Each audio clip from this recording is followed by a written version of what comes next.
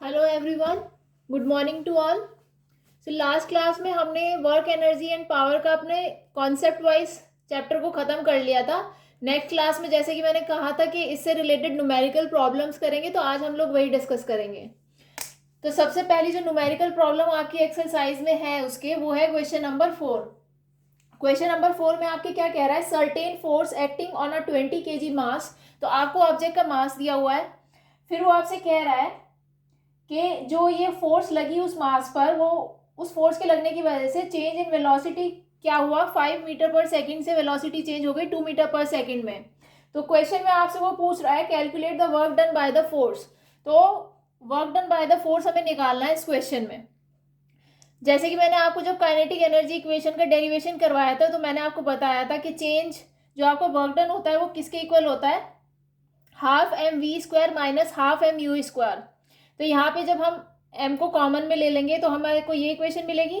इसमें जब हम वैल्यू डालेंगे हमारी फाइनल वेलोसिटी की और जो हमारी इनिशियल वेलोसिटी गिवन है क्वेश्चन में, तो हमें मिलेगा work done equals to -210 joule. तो ये जो माइनस साइन आपका आया है, इससे हमें क्या पता चल रहा है कि ये शो करता है तो वर्क डन जो हुआ है वो उस बॉडी को स्लो करने के लिए हुआ है। आप ये देखिए, इनिशियल आपको 5 थी और बाद में जब उस पर फोर्स लगा दी गई तो 2 मीटर पर सेकेंड हो गई, यानी कि जो उसकी वेलोसिटी हुई वो डिक्रीज हुई। उसी की वजह से ये जो वर्क डन हुआ है वो नेगेटिव साइन के साथ आया है आपका आंसर में, और यही आपका आंसर है। Next question is your question number 9।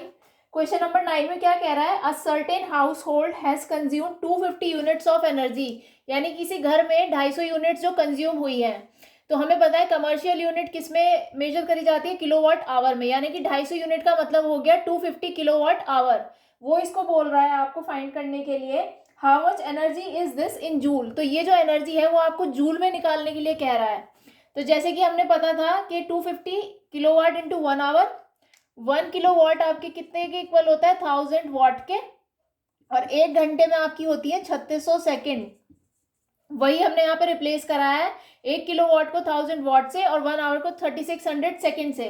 तो आपका इतना जूल यूनिट आपकी कंज्यूम हुई है। और जब इसको हम जूल में निकालेंगे 9.8, 1 2 3 4 5 6 7 8, जब आपकी पावर इधर की तरफ, यानी कि जब हम पॉइंट इधर लेके आते हैं तो आपकी 10 की में रेज होती है पावर।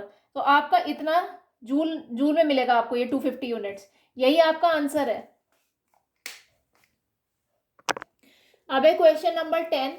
क्वेश्चन नंबर 10 में आपको बोल रहा है कोई ऑब्जेक्ट है जिसका मास 40 kg है, उसे 5 मीटर हाइट तक रेस करा गया। यानी कि कोई ऑब्जेक्ट है, ग्राउंड से उसे 5 मीटर की हाइट पे रेस करा गया और ऑब्जेक्ट का वेट है 40 kg। तो वो आपसे सबसे पहले पूछ रहा है कि उस ऑब्जेक्ट की पोटेंशियल एनर्जी क्या है। तो पोटेंशियल एनर्जी क्या होता है, mgh। तो इसमें आप जब रखेंगे 40 × 10, जी की वैल्यू हमें पता है 40 × 10 × 5, यानी कि पोटेंशियल एनर्जी आपकी आ गई 2000 जूल।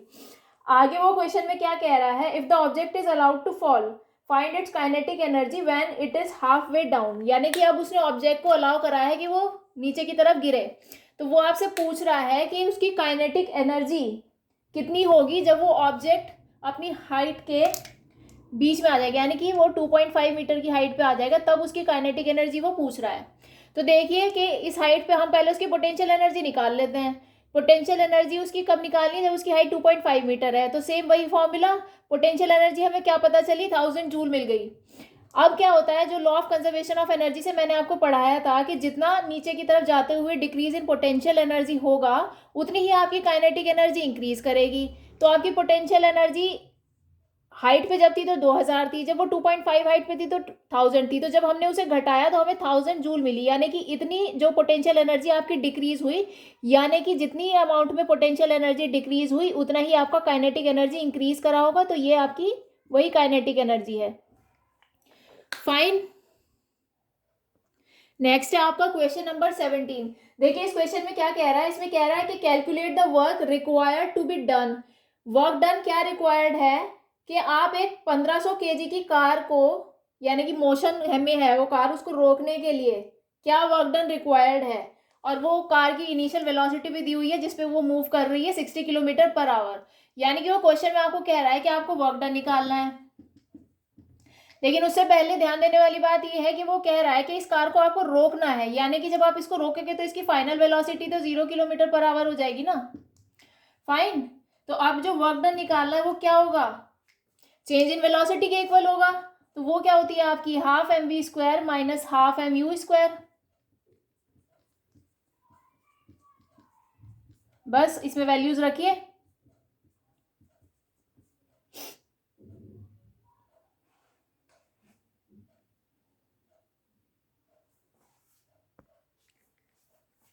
हमें वेलोसिटी मीटर पर सेकंड में अगर निकालनी है तो हमें जो इनिशियल वेलोसिटी दी हुई है हम उसको पहले मीटर पर सेकंड में कन्वर्ट कर लेंगे, देन हम उसकी वैल्यू डालेंगे यहाँ पे। जब आप इसको कैलकुलेट करेंगे तो आपको वर्क डन आपका मिलेगा माइनस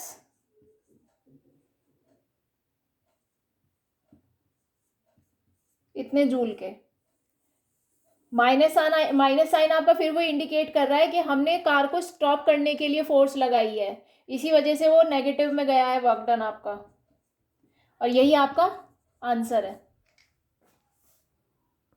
अब है आपका क्वेश्चन नंबर 20, जो कि लास्ट न्यूमेरिकल प्रॉब्लम है इस एक्सरसाइज की। क्वेश्चन नंबर 20 में कह रहा है find the energy in kilowatt hour consumed in 10 hours bye 4 devices of power 500 what each.